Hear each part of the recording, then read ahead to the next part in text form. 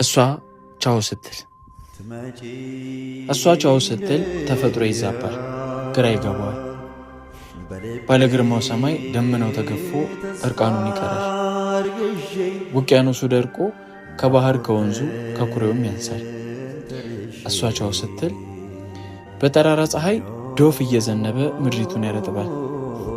እሷ ቻው ስትል መች በዚህ ይበቃል፣ ከዚህም ይከፋል። በአንድ ስጋ ታቅፈው አብረው እየኖሩ ልብና ህሊና ይኮራረፋሉ። የህሊና ሀሳቦች ተንሸራተው ወርደው ከአንደበት ሲደርሱ ይተራመሳሉ። እሷ ቻው ስትል እኔም እዛባለሁ።